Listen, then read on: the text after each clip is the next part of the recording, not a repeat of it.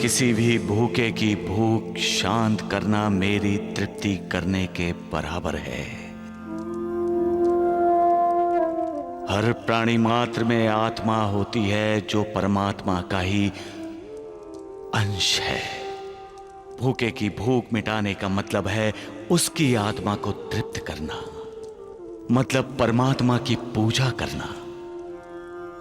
प्राणी भले ही अलग अलग आकृति और प्रकृति के हों, बोल सकते हों या ना बोल सकते हों, लेकिन हर किसी के पेट में भड़कने वाली भूख एक समान होती है। इस सत्य को हर किसी को जान लेना चाहिए कि जो भूखे को भोजन कराता है वो असल में मुझे ही भोजन कराता है। साईं बाबा, कौन साईं बाबा? वो अपने आप को भगवान नहीं मानते, लेकिन वो इंसान के रूप में भगवान ही है। अगर साईं बाबा भगवान है तो क्या वो मेरे बाबा को ठीक कर देंगे? जरूर ठीक कर देंगे। उन्होंने बहुत सारे चमत्कार किए हैं। अच्छी तरह जानते हैं उस ढोंगी पाखंडी को। वो सबको अपनी बातों में फुसलाता है? अरे ना तो वो वैद्य है ना डॉक्टर, वो तुम्हारे इलाज कैसे करेगा? बिल्कुल। अरे शिरडी जाने से तो अच्छा है किसी सरकारी अस्पताल में चले जाओ, तुम्हारा इलाज हो जाएगा वरना मर जाओगे। अगर साईं बाबा ढोंगी है, पाखंडी है, तो हम साईं बाबा के पास नहीं जाएंगे।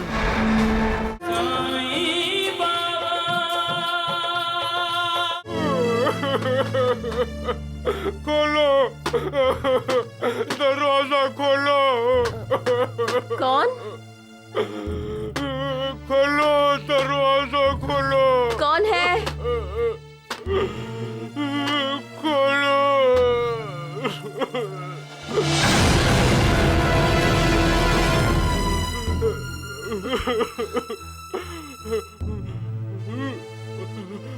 कौन हो तुम?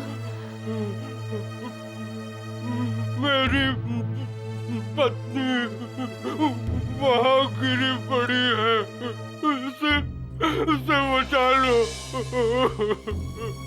माँ, माँ, उठो माँ।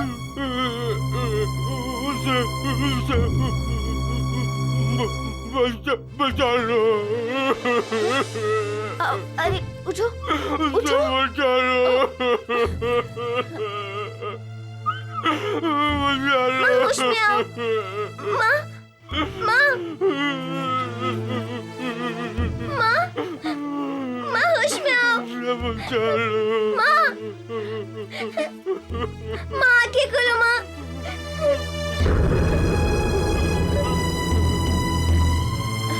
माँ, उठो माँ, माँ, होश में आओ, उठो माँ, माँ, आंखें खोलो माँ।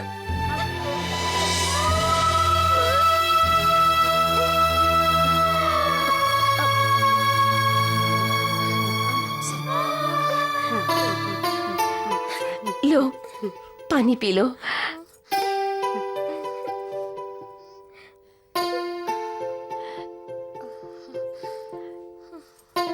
तुम अब ठीक हो ना बहन? नहीं, मेरी माँ ठीक नहीं है। हमने 3 दिन से खाना नहीं खाया। क्या?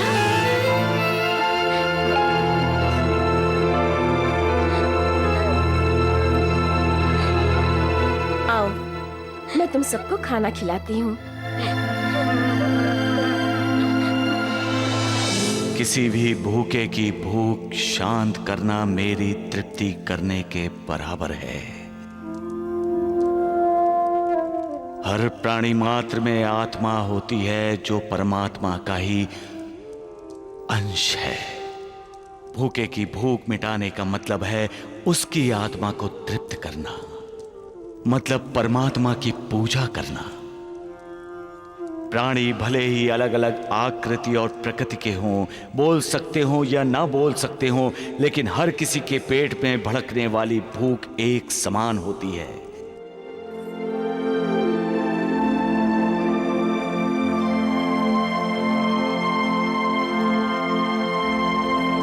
इस सत्य को हर किसी को जान लेना चाहिए कि जो भूखे को भोजन कराता है वो असल में मुझे ही भोजन कराता है। सबका मालिक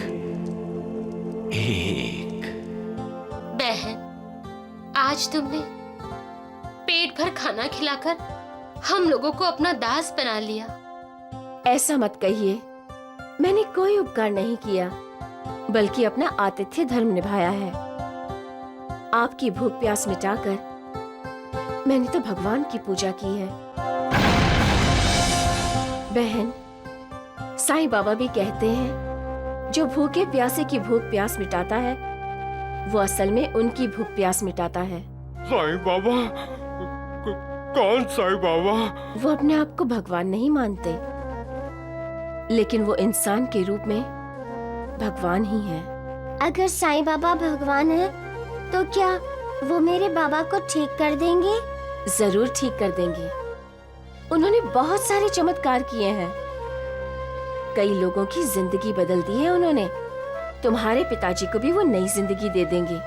तुम इन्हें लेकर शिरडी जाओ, और यहाँ याद रखना, जो साईं बाबा पर विश्वास रखता है, उन पर श्रद्धा रखता है, उनका हमेशा कल्याण ही होता है। हम शिरडी जरूर जाएंगे। हम साईं बाबा की शरण में जरूर जाएंगे। मेरी शरण में जो कोई आता है, मैं उसका उद्धार करता हूँ। मैं सदा अपने भक्तों के अधीन रहता हूँ। अपने भक्तों का दास हूँ मैं। श्रद्धा और विश्वास से किया हुआ एक नमस्कार भी मेरे लिए काफी है, जो हमेशा मेरी कथाओं का, मेरी लीलाओं का स्वयं वाचन करता है और दूसरों को सुनाता है, मेरा गुणगान करता है, उसका मैं कल्याण करता हूं। जो मुझे भक्ति से एक पत्ता, एक फूल, एक फल या जल भी अर्पण करता है, मैं स्वीकार करता हूं और अपने उस भक्त का उद्धार करता हूं। सबका मालिक एक। अरे राम राम राम, है ये देखो, है अरे तांगे वाले, तांगे में घोड़ा लगा है या गधा है? अरे तेज क्यों नहीं चल रहा है टांगा? क्योंकि घोड़ा नाराज है, टांगे में गधे बैठे। अरे गधे नहीं, गधा बैठा है मूर्ख। अरे क्या किया? अरे सत्यानाश हो जाए। देखते नहीं हो? राम राम। अरे लंगड़े, दिखाई नहीं देता तुझे? हैं? मरना चाहता है तो किसी कुएं में छलांग लगा दे। हाँ बिल्कुल। मेरे बाबा ठीक से चल नहीं सकते, बोल नहीं सकते, इसीलिए रास्ते से हट नहीं सके। कोई बात नहीं, अभी हटो, चलो हटो। हमें शिरडी जाना है। क्या ये रास्ता शिरडी जाता है? शिरडी?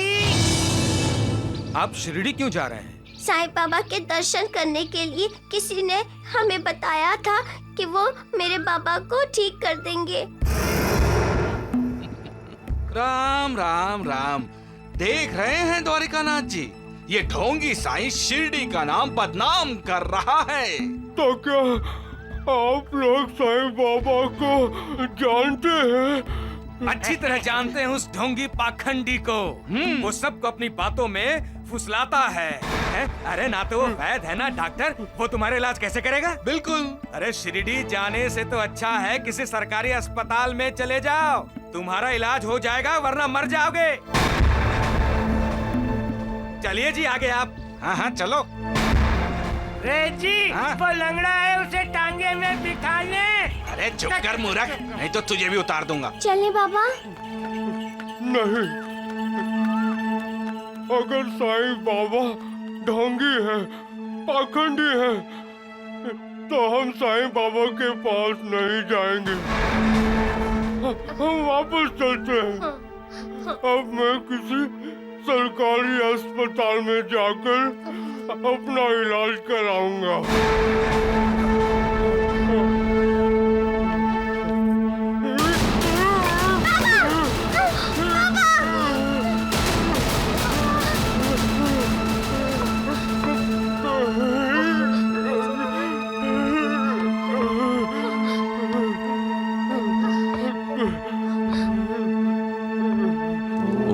दुर्भाग्यशाली हैं जो मेरे बुलाने पर भी यहाँ आने से इनकार करते हैं। मैं यहाँ लोगों को पाप ताप शाप से मुक्ति देने आया हूँ, उनके कष्ट, उनके दुख दर्द सहनी करने आया हूँ। फिर भी जब वो लोग मेरे पास नहीं आते तो मुझे भी मानना पड़ता है कि इंसान की जिंदगी में कर्म और कर्मों से बना उसका भाग्य महत्वपूर्ण भूमिका निभाते हैं।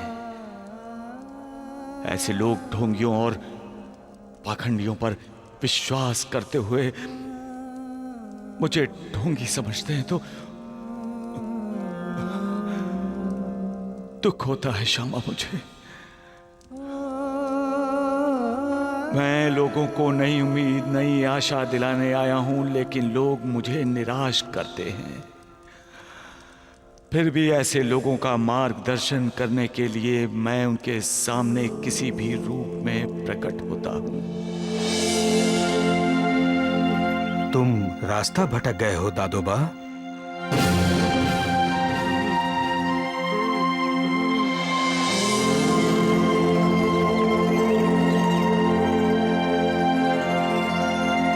आप मेरा नाम जानते हैं? मैं सब कुछ जानता हूँ बेटे। तुम तो शिरडी जा रहे थे ना? इधर किधर जा रहे हो? आपको कैसे मालूम है कि हम शिरडी जा रहे हैं? मुझे सब पता होता है बेटी। इसलिए इंसान जब रास्ता भटक जाता है तो उसे सही रास्ता दिखाने के लिए मैं आ जाता हूँ। जाओ बेटे, शिरडी जाओ। बेटे, वो लोग खुशनसीब होते हैं जिनके दरवाजे पर खुशनसीबी दस्तक देती है और वो झट से दरवाजा खोल देते हैं। तुम्हारे दरवाजे पर तो खुद मालिक दस्तक दे रहे हैं बेटे। जाओ, शिरडी जाओ। नहीं, नहीं, मैं अस्पताल जाऊंगा। मैं अस्पताल जाऊंगा। मैं अस्पताल जाऊंगा। मैं अस्पताल जाऊंगा। बहुत बदनसीब हो तुम। उन भिखारियों को खाना खिला दिया? वो भिखारी नहीं थे माँ जी, वो तो अतिथि थे। तो तुम अब मुझे शिक्षा दोगी? साईं बाबा कहते हैं कि दरवाजे पर आया हुआ याचक कभी खाली हाथ वापस नहीं जाना चाहिए। साईं बाबा, तो तुमने उन भिखारियों को भी साईं बाबा के बारे में लंबा चौड़ा भाषण दे डाला। वो सबका मालिक है, वो लोगों को नई जिंदगी देता है। अरे अपने बारे में सोच मनहूस, तू भी तो मरने वाली है।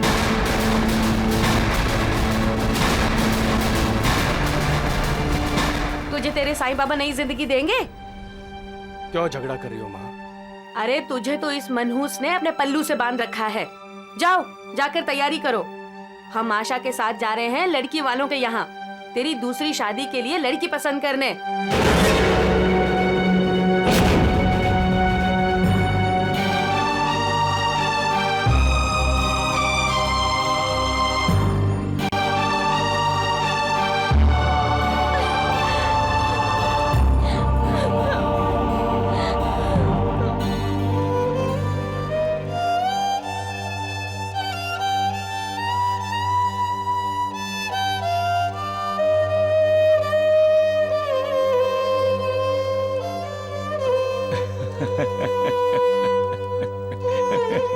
देवा, ये क्या आभासाएं?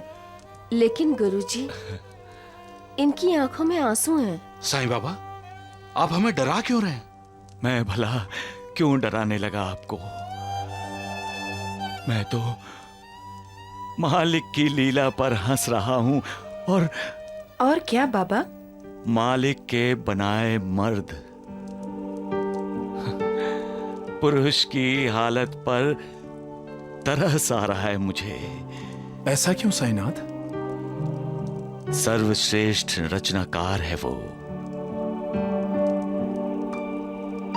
उसकी रचना श्रेष्ठ है। जरा पुरुष को देखो। मर्द। एक औरत मर्द को जन्म देती है जिसे वो मां कहता है। दूसरी औरत उसका जन्म जन्म तक साथ देती है जिसे वो पत्नी कहता है। मां उसे 9 महीने पेट में रखती है। पत्नी पुरुष के सारे अपराधों को पेट में रखती है। मां मर्द को जिंदगी देती है और पत्नी मर्द की जिंदगी बनाती है। मर्द को जन्म देने के बाद मां को लगता है कि उसका अपना जीवन सार्थक हुआ, वो संपूर्ण स्त्री बन गई।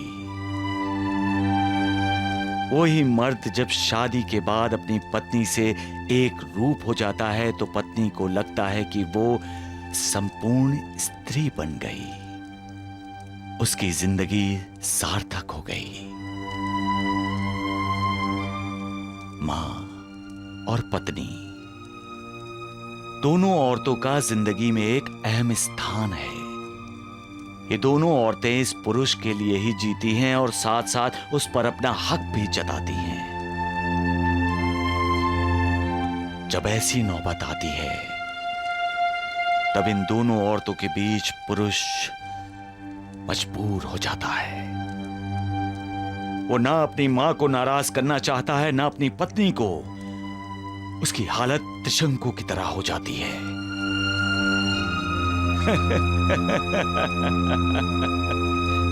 वाह मालिक, वाह। पुरुष पर अंकुश लगाने का काम तुमने 2 स्त्रियों को सौंप दिया है।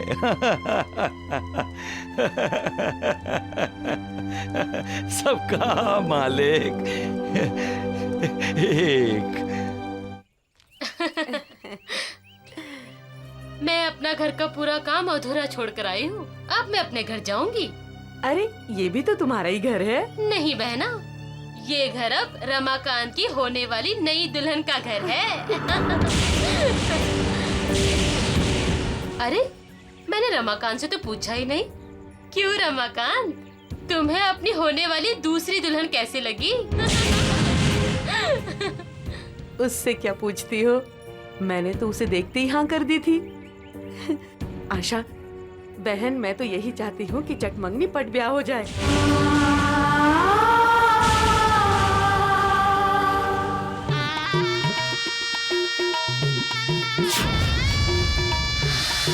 अब आप दोनों शपथ लीजिए। मैं हर सुख दुख में अपनी पत्नी का साथ दूंगा। मैं हर सुख दुख में अपनी पत्नी का साथ दूंगा। मैं अपने कर्तव्य से कभी पीछे नहीं हटूंगा। मैं कभी अपने कर्तव्य से विचलित नहीं होऊंगा। स्वाहा। तुम लड़की वालों से कह दो जल्दी से जल्दी शादी का मुहूर्त निकाल लें। हमें शादी की बहुत जल्दी है। किसी की आंखों में आंसू देखकर हमें उसका मजाक नहीं उड़ाना चाहिए। हमें उसकी आंखें पोंछनी चाहिए और वो कैसे हंसे उसका प्रयत्न करना चाहिए। किसी को दुख, दर्द, पीड़ा और वेदना देना आसान है, लेकिन किसी को सुख देना, उसे सुखी करना उतना ही मुश्किल है। हो सके तो उसका दुख बांट लो, फिर देखो जिंदगी कैसे मुस्कुराती है, क्योंकि तब मालिक की दुआ तुम्हारे साथ होगी। सबका मालिक एक।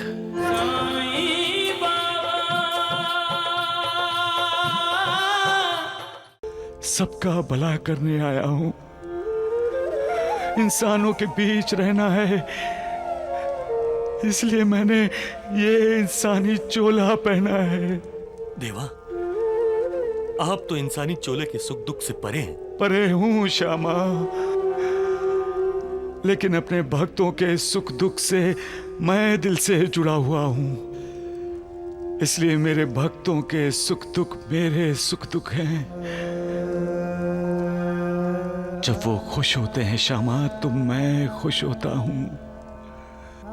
जब वो मुस्कुराते हैं तो मैं मुस्कुराता हूँ। अपने भक्तों को जब दुख तकलीफ होती है तो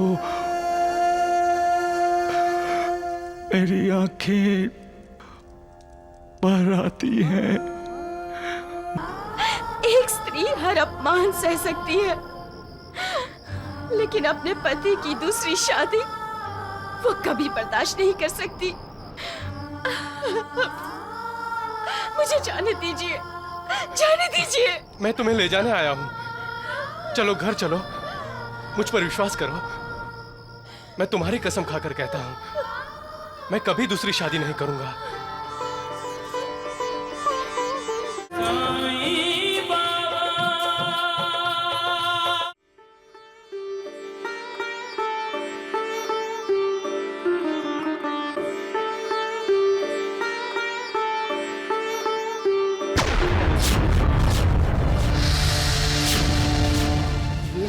किसे चिट्ठी लिख रही है?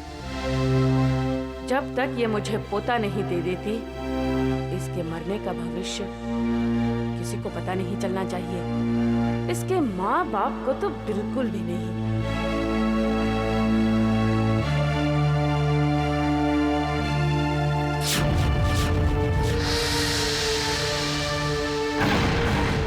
माँ जी,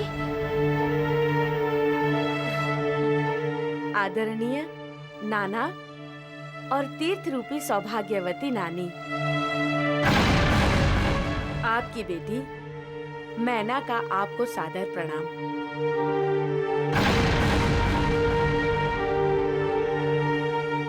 ये खत इसलिए लिख रही हूँ कि कुछ दिन पहले ज्योतिष आचार्य बृहस्पति जी यहाँ आए थे और उन्होंने मेरा भविष्य बताया कि मैं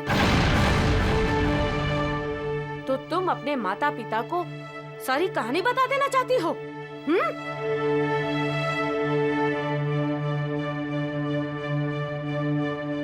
माँ जी, ये चिट्ठी मुझे दे दीजिए।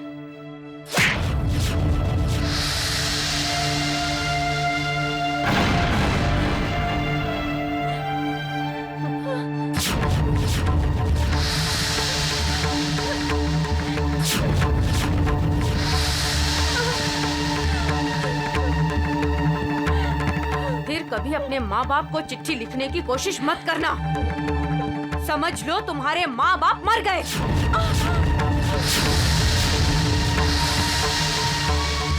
इस घर की बात इस घर से बाहर नहीं जानी चाहिए, समझी?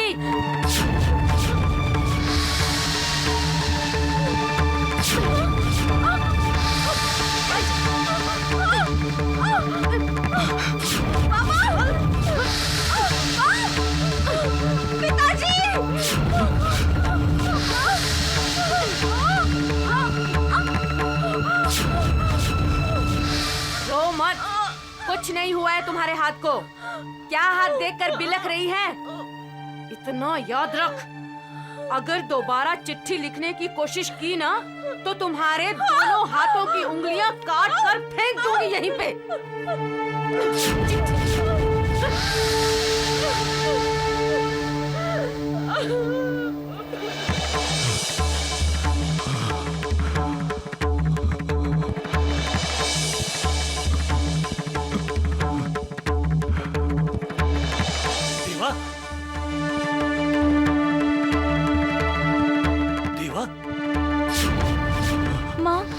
गुरुजी, बाबा का हाथ जल रहा है। साईनाथ, आपके हाथ को क्या हुआ? ये धुआं क्यों निकल रहा है?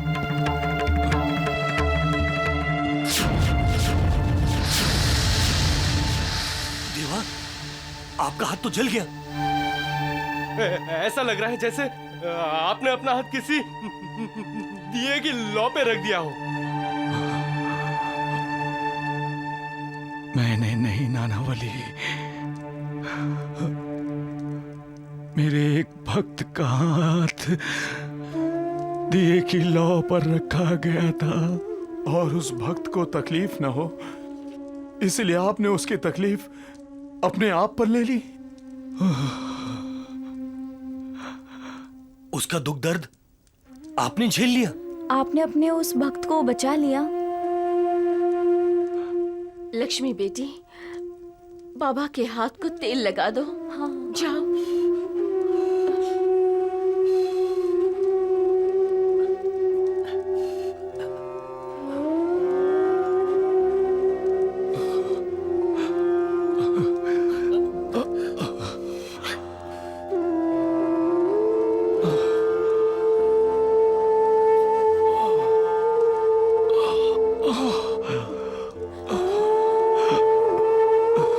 साईनाथ, बहुत तकलीफ हो रहा है।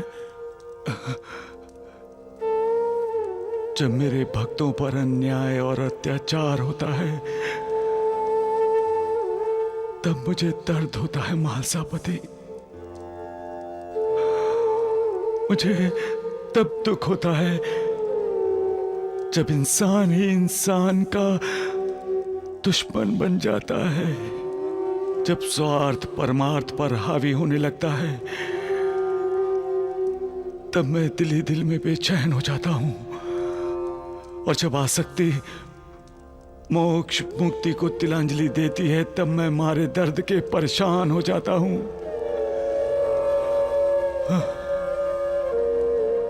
अपने शरीर के घाव मुझे दर्द नहीं देते, लेकिन अपने भक्तों का दर्द, उनके दिल पर लगे हुए घाव मुझे रुला देते हैं। मैं यहाँ सबका भला करने आया हूं। इंसानों के बीच रहना है, इसलिए मैंने ये इंसानी चोला पहना है। देवा, आप तो इंसानी चोले के सुख दुख से परे हैं। परे हूं श्यामा, लेकिन अपने भक्तों के सुख दुख से मैं दिल से जुड़ा हुआ हूं। इसलिए मेरे भक्तों के सुख दुख मेरे सुख दुख हैं। जब वो खुश होते हैं श्यामा तो मैं खुश होता हूं। जब वो मुस्कुराते हैं तो मैं मुस्कुराता हूं। अपने भक्तों को जब दुख तकलीफ होती है तो मेरी आंखें भर आती हैं। मालिक का बनाया कर्मों का बंधन मैं तोड़ नहीं सकता, वरना हर किसी के नसीब का दुख दर्द मैं ले लेता। लेकिन अपने कर्मों के भोग तो हर किसी को भोगने ही पड़ते हैं। ये दुनिया बड़ी जालिम है महासापति, स्वार्थी है, निर्दयी है। कभी कभी मुझे ऐसा लगता है कि शरीर की मर्यादा में रहकर मैं मालिक का दिया हुआ काम पूरा कर भी सकूंगा। अगर मैं काम पूरा न कर सका तो इस शरीर के नाश होने के बाद भी मुझे शिरडी में ही निवास करना होगा। लोगों का दुख दर्द दूर करने के लिए, उन्हें करुणा देने के लिए, उन्हें सन्मार्ग पर लाने के लिए मुझे मृत्यु के बाद भी शिरडी में ही रहना होगा।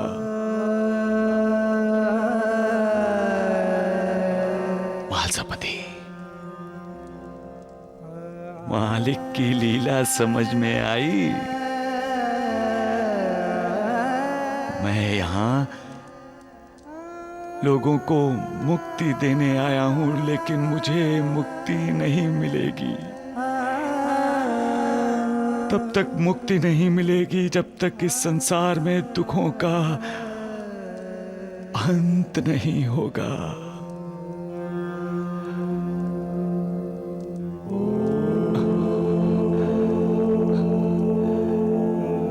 सबका मालिक एक।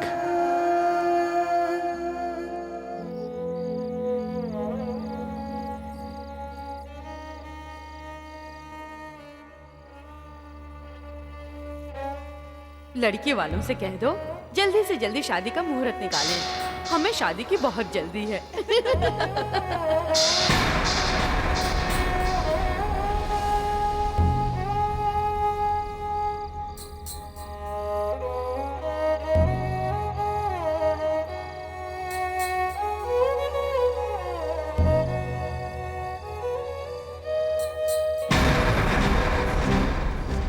आपकी दूसरी शादी मैं सहन नहीं कर सकती। आपको शादी करनी ही है तो मेरी मौत के बाद कर लीजिएगा। आपका दूसरी शादी करना मेरे अस्तित्व का अपमान है। मैं ये घर छोड़कर जा रही हूँ।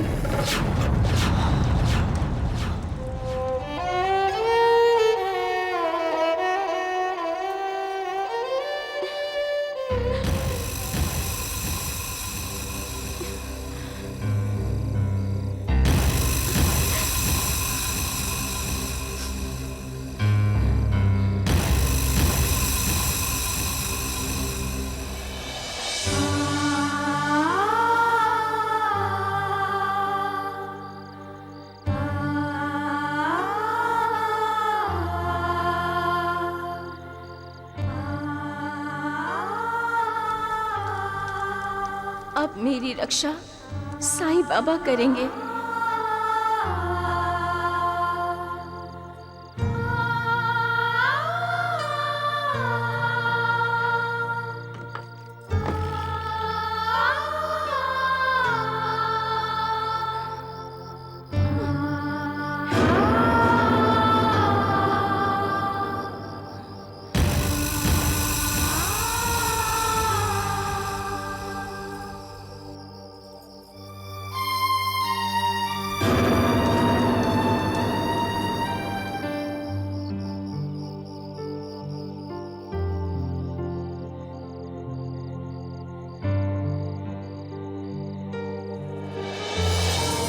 नाना, नाना,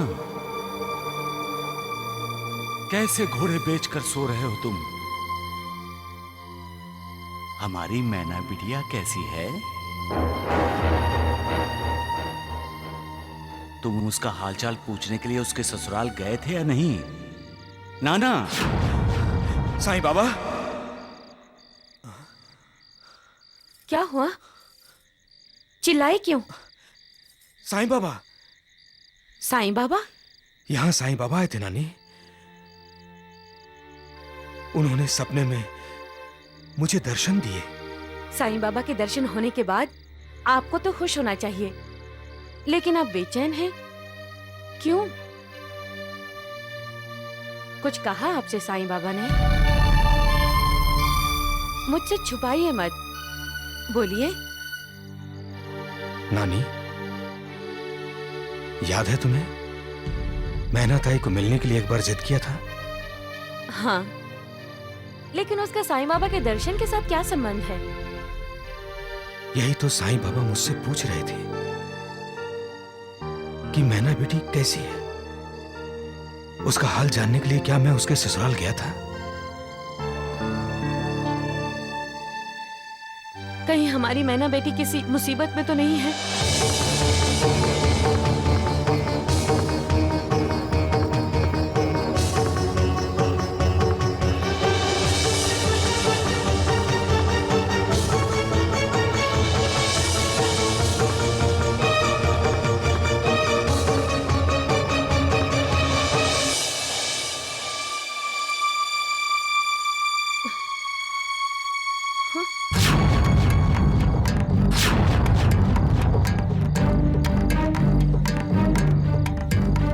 रमाकांत, अरे ओ रमाकांत!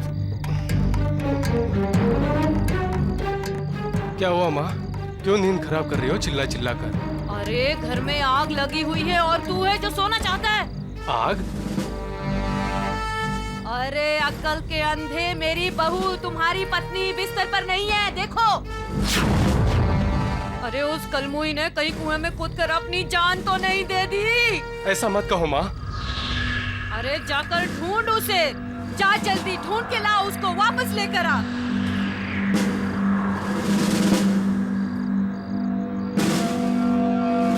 किस जन्म का बदला ले रही है मैना तू मुझसे?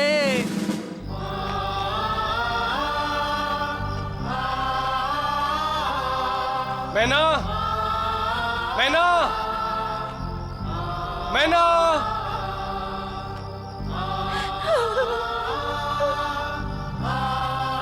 मैना, मैना, कहाँ गए होगे मैना? अगर उसने अपनी जिंदगी के साथ कुछ कर लिया होगा तो मैं अपने आप को कभी माफ नहीं करूंगा।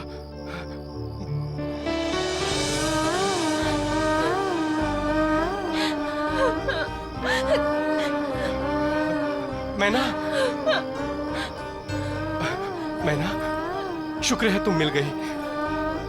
चलो घर चलो। नहीं, क्षमा चाहती हूँ।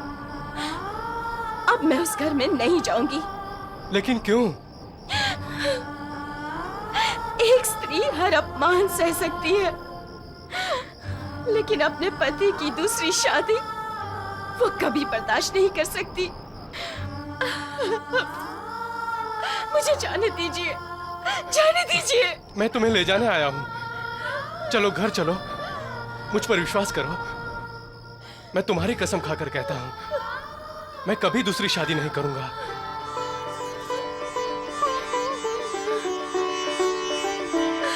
सच? हाँ।